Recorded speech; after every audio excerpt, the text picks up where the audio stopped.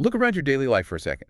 Just, think about your job, your relationships, your bank account, your 5-year plan. Even your weekend hobbies, really. Yeah, exactly. Even your hobbies. Yeah. Take a really close look at the things that give you a sense of identity. Now, I want to pose a radical, a deeply uncomfortable question to you. What if every single one of those things, everything that makes up your daily reality, is secretly just an elaborate defense mechanism? Right. A psychological fortress. A fortress designed to make you forget the one terrifying truth you literally cannot escape, that you are going to die. I mean, it is a premise that completely reorients how you view the world once you grasp it. We spend our entire lives building these massive architectures of meaning, these sprawling identities, and we're almost entirely unaware that the foundation they rest on is pure, unadulterated terror of our own mortality. We're driven by something we refuse to even look at. Exactly. We refuse to look at it. And that profound refusal is exactly what we are exploring today. Oh, my. So welcome to the Deep Dive. We are immersing ourselves in a truly monumental, paradigm-shifting piece of work today. We're looking at Ernest Becker's Pulitzer Prize-winning masterpiece, The Denial of Death. Along with the deeply insightful foreword written by philosopher Sam Keen. Right, which is so helpful for framing this. Mm-hmm. If you've ever wondered why human beings act the way they do, why we build skyscrapers, why we start holy wars, why we idolize celebrities, or even why we obsess over a middle management promotion at work, this source material changes everything. It really does. It's not an easy read, but it is an essential one. So what's our game plan here? Well, the mission for this deep dive is to strip away what Becker calls the vital lies we tell ourselves every single day. We are going to look closely at the mechanics of how the terror of our own mortality drives, like almost all human behavior. All of it. Yeah. We're going to examine how our desperate attempts to achieve immortality have shaped history. So we'll go from ancient theology and primitive rituals right through to modern clinical psychology and eventually into the modern corporate boardroom. Our goal is to understand the hidden engine of human culture. Okay, let's unpack this. Because Becker's foundational premise is that the human condition is fundamentally an impossible paradox. Right. It's this biological and psychological contradiction. And he uses a phrase that is jarring, kind of crude, and completely impossible to forget. He says that human beings are gods with anuses. Yeah, Becker really doesn't pull his punches. No, he does not. But that image perfectly captures the dual nature of humanity. Think about the friction of your own existence for a second. On the one hand, we have this incredible, transcendent, symbolic identity. We possess soaring minds that can contemplate the behavior of subatomic particles, the infinite expanse of the cosmos, the meaning of justice. All-known abstract existence, yeah. Exactly. We can project ourselves backward in time to the Roman Empire and forward into a hypothetical future. In our minds, we are limitless. We feel like gods. We feel immortal right up until, our lower back goes out. Or we get a stomach bug, because on the other hand, we are encased in these decaying, finite animal bodies. Bodies that ache, bodies that bleed, bodies that need to consume other organic matter and excrete waste just to keep functioning. It's absurd when you really think about it. It is. We are brilliant, godlike consciousnesses trapped in meat suits that have a strict expiration date. We know we are destined to become worm food. And that irreconcilable gap between the limitless mind and the decaying body that creates an overwhelming existential dilemma. Imagine possessing this excruciating inner yearning for life, a deep consciousness of your own unique name, your memories, your identity, and yet knowing with absolute certainty that you will one day be entirely erased. It's terrifying. It is. Becker draws on the phenomenologist Rudolf Otto here, who talked about the mysterium tremendum. The mysterium tremendum, right? Yeah. The overwhelming, crushing miracle and terror of creation. If a human being were to fully perceive the raw, chaotic frenzy of nature, the sheer danger and the unfathomable scale of the universe, they would be instantly paralyzed by fear. Which brings us to how we develop as children, right? We think of childhood as this innocent, fearless time.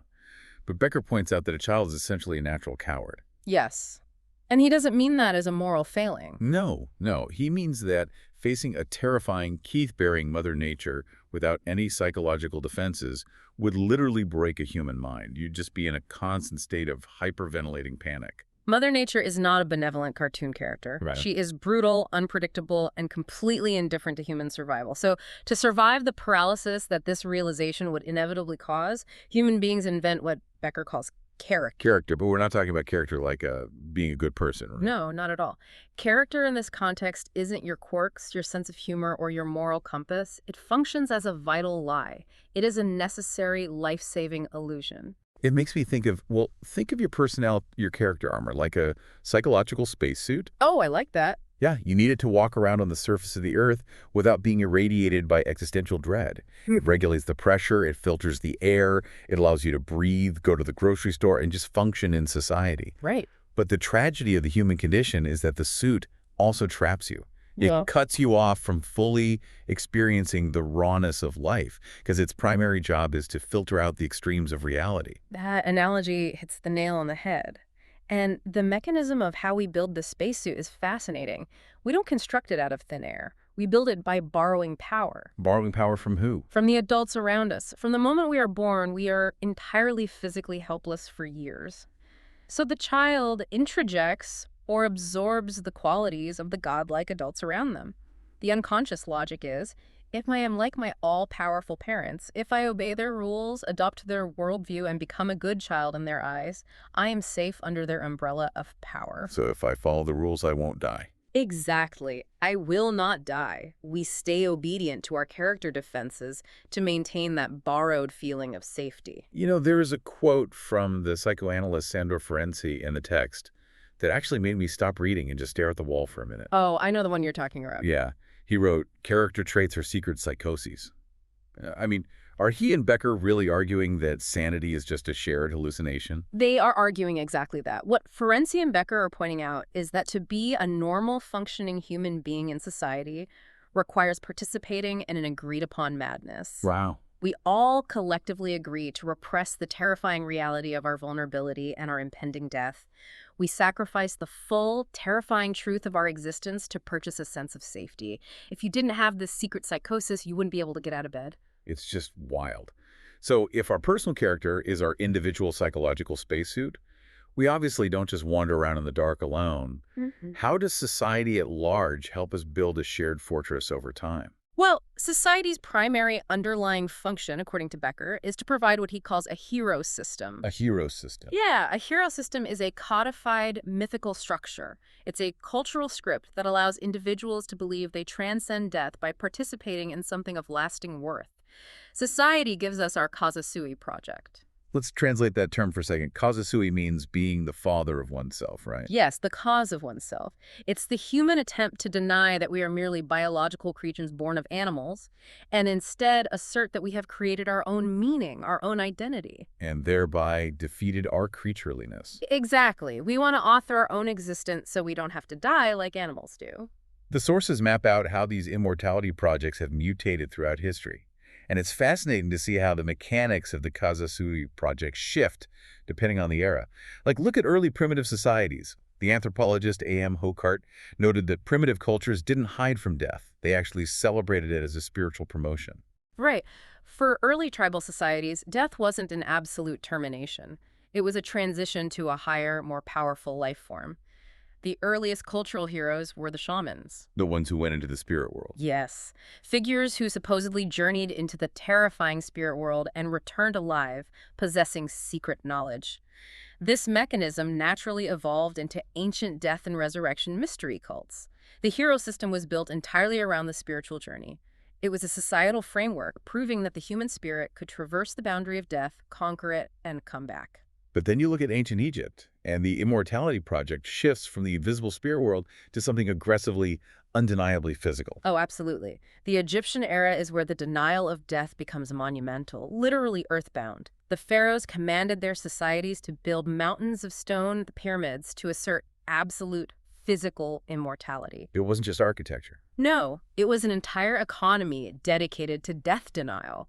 They wanted to ensure their bodies and their legacies remained untouched by time. They would even scratch out their predecessors' names on steels and monuments to erase the past and cement their own eternal present. It was an attempt to freeze time. Exactly. It's the ultimate assertion of ego, like, I am so important that millions of tons of limestone will ensure you never forget my name. Right. But eventually that physical approach gives way. You look at the ancient Greeks, and they took a totally different approach to the hero system. It wasn't about giant rocks. It was about passing the soul forward. The text analyzes the Greek cultural practice of boy love, which is obviously viewed through a very specific moral lens today, but Becker analyzes its psychological function. Right, and modern lenses often view the Greek practice of older men taking young male lovers purely physically or morally. But Becker, channeling the psychoanalyst Otto Rank, explains it as a desperate immortality project. The mechanism here is crucial. It was an attempt by an older man to spiritually fertilize a younger replica of himself. The older man wanted to pass his soul, his wisdom, his martial virtues, his very essence into a living image. By doing this, he defeats death. It was a causa sui project where the creator tries to procreate himself spiritually, living on in the mind and actions of the younger generation. It's like soul cloning. That's a good way to put it. But none of these systems, the shamanic journey, the physical pyramids, the spiritual cloning, none of them could absorb the dread of the masses. They were mostly for the elites. And that brings us to the massive paradigm shift of early Judeo-Christianity. The text calls this the agape solution. When you look at it purely psychologically, regardless of your personal faith, the mechanics of it are brilliant. Psychologically speaking, Christianity provided perhaps the most remarkable solution to the problem of death in human history. It inverted the entire script. It flipped it upside down. Yes! It took the very thing humans hated most, our creatureliness, our physical weakness, our inevitable decay, and made it the exact condition for heroism. You didn't need to command an army, build a pyramid, or be a wealthy philosopher to conquer death. You just had to surrender. Right. By submitting totally to God, by embracing your lowly, finite state. Even the poorest, most illiterate peasant secured cosmic heroism and eternal life in heaven. The agape solution democratized immortality. It said that the physical world is temporary and flawed, but the invisible dimension is eternal. Your cosmic heroism was assured just by having faith and letting a higher power absorb your dread. But this system eventually faces a crisis. Right. We reach the Enlightenment, the era of reason. Becker terms this shift the Eros solution. Science, rationalism, and secularism begin to chip away at the literal belief in a heavenly afterlife for a large portion of society. And if you no longer believe you're going to live forever in paradise, you have a massive psychological problem. You still have the terror of death, but the traditional immortality vehicle has broken down, so people shifted toward worldly immortality. The Eros solution is about individual self-expansion. If you couldn't live forever in heaven, you sought to live on in the memories of unborn generations. You sought fame. Exactly. You sought fame, you wrote books, you composed symphonies, you tried to leave an indelible legacy on the physical world. You became your own god. Which brings us directly into the modern era, because most of us aren't composing symphonies that will be played in 500 years. If the Enlightenment killed the religious afterlife for the secular world, and we aren't building pyramids, where does the average person today go to buy their immortality? Well, if we look closely at modern society, the reality is that secular culture is just as religious as those primitive tribal societies. We haven't outgrown the need for an immortality project. We have simply replaced temples with skyscrapers. You're saying the modern corporation is basically a psychological temple for the secular religion of capitalism. In terms of its psychological function, yes, absolutely. The modern corporation functions as a massive immortality vehicle for millions of people. Employees use their jobs, their bank accounts, their stock portfolios, and their career progression to privately reflect a sense of cosmic specialness. We disguise our deep existential struggle for immortality by piling up figures in a ledger. Just listen to the language we use in business. We talk about making a killing in the stock market. We talk about building an empire or a hostile takeover. When you break it down, the underlying drive of extreme corporate ambition has very little to do with actual economic need. You don't need $10 billion to buy groceries. No, you don't. You don't need a 50-room mansion to stay warm. The excess is the point. Accumulating a massive fortune, aggressively fostering the global free market, or building a tech monopoly are driven by the unconscious motive to create something that outlasts death. When a CEO talks about building a legacy or putting a dent in the universe, they are utilizing the exact same psychological architecture as an Egyptian pharaoh. It's exactly the same. Yes, they're trying to guarantee that their existence is woven into the fabric of reality permanently. They are trying to prove they are immune to decay. But Becker highlights the inherent tragedy of the modern worker within this system. Yeah. Because the CEO might feel like a god, but for the vast majority of people, the corporate hero system is just, well, it's too small. Earning a middle management promotion, getting a slightly bigger leased car, receiving a plaque for 5 years of service. Becker calls this low heroism. It is low heroism because it fundamentally fails to adequately absorb the profound terror of our mortality. When you face a serious illness or a loved one dies, suddenly the fact that you increase Q3 sales by 4% offers absolutely no psychological comfort. Not at all. When this illusion breaks, when people realize that filing reports and attending strategy meetings doesn't grant them cosmic significance, we see a crisis of meaning. This perfectly explains the rise of dropouts from business and career heroism, especially among younger generations. We often label it as laziness or a lack of ambition, but psychologically, they are looking at the standard corporate cultural script, the cubicle, the 401k, the gold watch, and saying, I don't believe this is empirically true or heroic. This script isn't worth trading my one finite life for. They are rejecting the causa sui project of their parents because it no longer holds back the tread. They realize the spacesuit is actually a straitjacket that is suffocating them. So if our jobs, our bank accounts, our marriages, and our cultures are all essentially elaborate psychological defenses against the terror of death, I have a major question. Okay. How did modern psychology take so long to figure this out? Why was Sigmund Freud, the father of psychoanalysis, obsessed with something else entirely? The evolution of psychoanalysis itself is a story of wrestling with this exact issue. Freud, for all his undeniable genius in mapping the unconscious, fundamentally misdiagnosed the core of human anxiety. Freud believed the ultimate human driver was the libido, the pleasure principle. Right. He theorized that human anxiety stemmed from repressed sexuality, and he built his entire framework around concepts like the Oedipus complex. Freud basically looked at our neuroses, our anxieties around our physical bodies, and concluded we were just frustrated animals whose sexual urges were being thwarted by polite society. Like, if we could just resolve our sexual hang-ups, we'd be fine. But then Otto Rank enters the picture. Yes, Otto Rank. Rank was Freud's brilliant inner circle collaborator who eventually broke away from him. And Rank, whom Becker heavily champions in this book, realizes that the primary repression of the human mind is not sex, it is death. Rank flips the entire psychoanalytic script, and it is a breathtaking intervention. He asked a simple question. Why do humans have such profound conflict and guilt around sex in the first place? Rank argued that sexual conflict exists because sex is the ultimate undeniable reminder of our animal nature. Because it reminds us that we are just biological links in the chain of the species. Procreation literally signals that the older generation has done its job and is now preparing to be replaced.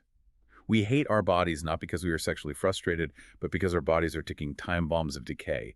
We hate our creatureliness. Rank saw that sexuality triggers our fear of death because it grounds us in the finite physical world. And this realization completely transforms how we view clinical phenomena. Take the concept of transference. Right, in therapy. Yes. In therapy, transference is a common occurrence, where a patient obsessively projects authority, love, and magical power onto the therapist. Freud saw this entirely through a sexual Oedipal lens. The patient is transferring childhood sexual dynamics onto the doctor. But Rank, and later Becker, saw transference as a universal human phenomenon of fetish control. Fetish control. Okay, let's make sure that's clear, because outside of clinical psychology, fetish usually means something else entirely. What did Rank mean by it? In this context, a fetish is an object or person that we imbue with magical protective power to keep the overwhelming terror of the universe at bay. We project magical power onto our parents when we are helpless infants, but when we grow up and realize our parents are just flawed humans who will die, we don't abandon the need for that protection. We just move it somewhere else. Exactly. We transfer that projection onto our bosses, our political leaders, our spouses, or our therapists. We willingly make ourselves small. We diminish our own autonomy so we can lean on a leader or a partner who seems immortal. If I attach myself to a visionary CEO, a charismatic politician, or an infallible guru who possesses this manna, this divine power, I feel protected from the void. It's a way of controlling my chaotic environment by shrinking the universe down to a manageable size, focusing all my existential hope on a single person or institution. It is much easier to navigate the terror of life if you believe someone else is driving the bus and that they know exactly where they are going. We crave authority because authority offers the illusion of safety from death. Okay, so if we're all constantly engaged in this, building spacesuits, projecting power onto leaders, chasing corporate promotions, clinging to our character armor, what happens when the defenses inevitably fail? What happens when the spacesuit cracks, a crisis hits, and we actually feel the raw, unfiltered anxiety of existence? To answer that, The text brings two monumental thinkers into a dialogue across time: the 19th century Danish theologian Søren Kierkegaard and the 20th century psychoanalyst Otto Rank. They approach human anxiety from entirely different eras, vocabularies, and disciplines, yet their insights align with terrifying precision. Let's start with Kierkegaard. Long before modern psychology, he viewed anxiety as stemming directly from our dual nature, what he called the fall into self-consciousness. He had this blistering, uncompromising critique of normal people. He called them Philistines. Yes, the Philistines. A Philistine is someone who tranquilizes themselves with the trivial. They avoid the anxiety of existence by just obsessing over the mundane details of daily life, of like what's for dinner, who won the game, what the neighbors are doing. Today, a Philistine is the person doom-scrolling social media for 6 hours to avoid being alone with their own thoughts. Kierkegaard understood that living a culturally normal life is essentially living a lie. It is a refusal to face the reality of your condition. But what makes Kierkegaard so prophetic is how he brilliantly anticipated modern clinical psychosis when that Philistine lie breaks down. He described two extremes of madness that occur when a person can no longer balance their transcendent symbolic self with their finite physical body. This part of the book is mind-blowing to me. He describes the first extreme as infinitude's despair, which perfectly mirrors what we now call schizophrenia. It's when the soul tries to escape the physical body entirely and billows out into limitless fantasy. The physical limits of the world become too terrifying, so the person severs their connection to earthly reality and retreats entirely into the mind. The mechanism of schizophrenia, in this view, is a desperate defense mechanism run amok. The person cannot handle their creatureliness, so they attempt to become pure spirit, pure symbol. And on the exact opposite end of the spectrum, Kierkegaard describes depression. He calls it the sickness of being defrauded by the others. Defrauded by the others, meaning this is when a person is too crushed by the finite physical reality to exert their own meaning. They are too embedded in the demands of society, too bogged down by their physical limitations. They feel completely powerless, reduced to a mere number, unable to assert their individual spirit. They have no causa sui project left. But here is the critical pivot for Kierkegaard. Anxiety isn't just a sickness to be cured. He calls anxiety a school. A school? Yes, it is the ultimate teacher. He argues that you must break your character armor. You have to willingly face the terror of your own nothingness, your total creatureliness, to truly open yourself to possibility and faith. You have to let the spacesuit shatter to experience what is real. Contrast that with Otto Rank's view. Rank is coming from a secular psychoanalytic perspective, not a theological one. Rank believed humans suffer from two competing, agonizing fears that constantly pull us apart.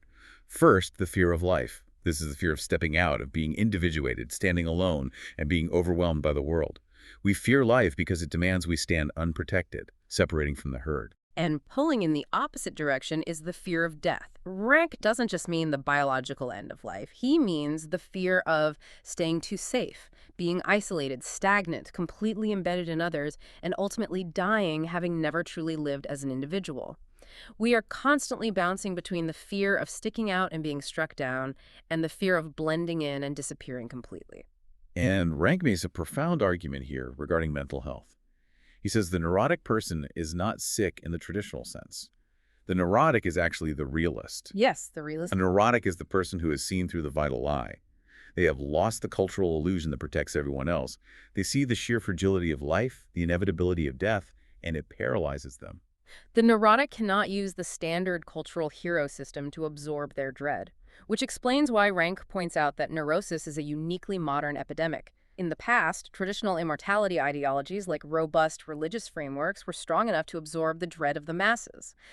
But today, our modern ideologies like hyperconsumerism are just too thin. Buying a new smartphone or getting likes on a post does not cure the fear of the void. Exactly. If we pull back and look at the bigger picture, Kierkegaard, the deeply religious thinker, and Rank, the secular psychoanalyst, arrive at the exact same terrifying destination. They both conclude that the ultimate human problem is our complete isolation and our feeling of utter unworthiness in the face of creation. They are mapping the same territory using different maps. What ancient theology called sin, feeling disconnected, fallen, miserable, and unworthy, modern clinical psychology just calls neurosis.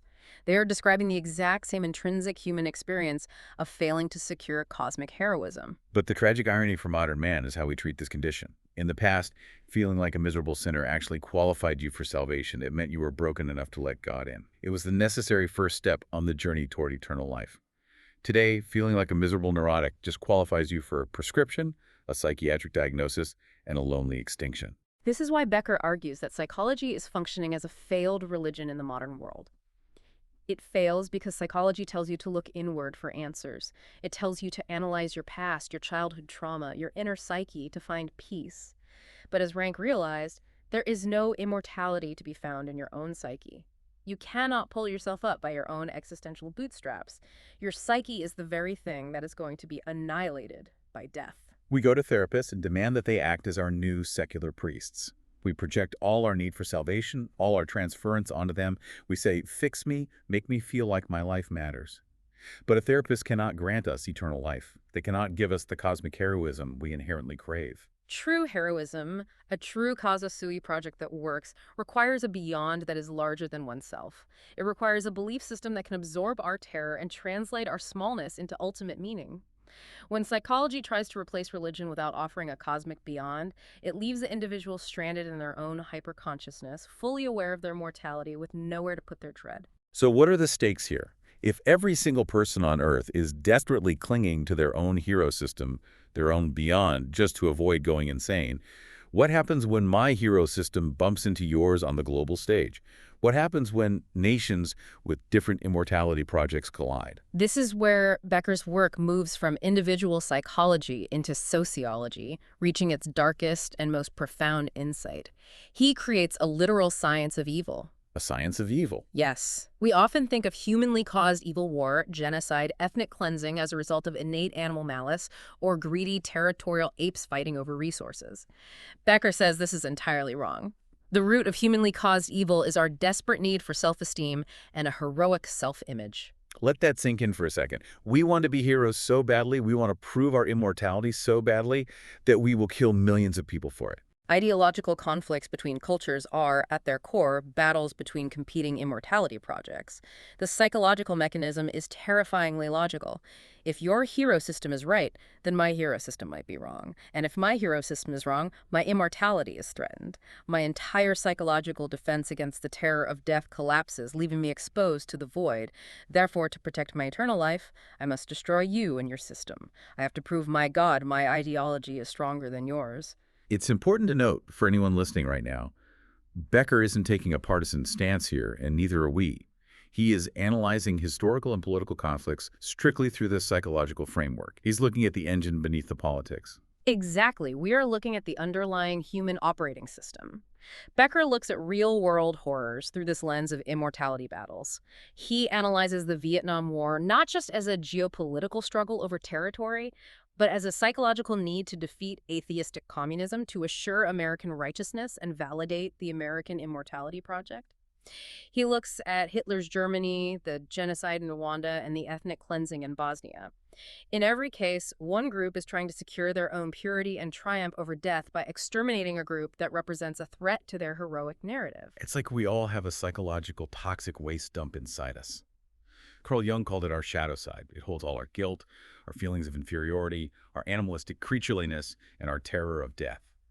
And because we can't handle keeping that toxic waste inside our own spacesuits, we desperately need to export it. We export it by projecting this toxic waste onto an enemy. We make them the dirty ones, the dangerous ones, the subhuman ones. By doing this, warfare ceases to be about politics and becomes a social ritual for purification. It becomes what Becker calls a death potlatch. A death potlatch. We are literally sacrificing lives, even our own soldiers' lives, to prove that our hero systems are real. We want to clean up the world. We want to eliminate evil. And our desperate desire to be heroic, to be pure, literally turns the world into a slaughterhouse. We cause the most horrific evil because we are trying to be perfectly good. That is the terrible paradox of the human condition. Our desire for the best is the cause of the worst. We shed blood to purchase the assurance of our own righteousness. We scapegoat others to maintain the illusion of our own purity and immortality. Until we recognize this mechanism, we are doomed to repeat it. Okay, let's take a breath, because this is an immense amount of heavy, dark truth to process. We are creatures trapped in finite physical bodies, terrified of our own expiration dates, using our jobs, our cultures, and our wars to endlessly deny our mortality. If you've been tracking with us this far, you're probably asking, so what does this all mean for you and me? Are we just doomed to this destructive cycle? Is there any hope? Well, Becker is a realist. He doesn't offer a magical utopian cure. The human condition is what it is. But he does sketch two palliatives, two potential paths forward for non-destructive heroism that don't require slaughtering our neighbors to feel immortal. Okay, what's the first one? The first operates on a macro-societal level, the development of what he calls objective hatred. Objective hatred, meaning we recognize that we have this aggressive, heroic energy, this need to fight against the terror of the universe, but instead of projecting our toxic waste onto other human beings and scapegoating them, we channel that need to fight into battling impersonal enemies. We fight poverty, we fight disease, we fight natural disasters. We use that psychological drive to actually heal the world rather than cleanse it of opposing ideologies. It requires a massive shift in consciousness, but yes, pointing our heroic aggression at the actual conditions of suffering rather than at each other. And the second path is on a micro level. For the individual, it is the Kierkegaardian leap. It involves becoming what Becker calls a disillusioned hero. A disillusioned hero. What does that actually look like in practice? It means voluntarily facing the anxiety of death instead of fleeing from it. It means shedding that character armor, stepping out of the comfortable, trivial illusions of mass culture and consumerism, and acknowledging your total creatureliness. It is terrifying. But in that terror, you find authenticity. You trust in the mysterious, sacrosanct vitality of the cosmos without demanding that you be at the center of it. It means accepting that you are a finite creature, feeling the terror of that expiration date, and yet choosing to abide in it without destroying others or hoarding wealth to make yourself feel bigger. It's living with the wound open. Exactly. If your current job, your ambitions, your bank account, and your deepest held ideological beliefs are largely a psychological fortress built to keep the fear of death out, well, what would your life look like tomorrow if you consciously decided to lower the drawbridge? If you stopped trying to build a monument to outlast time, what kind of authentic, unarmored life could you begin living right now? That's the ultimate question. It really is. Thank you for joining us on this deep dive. See you next time.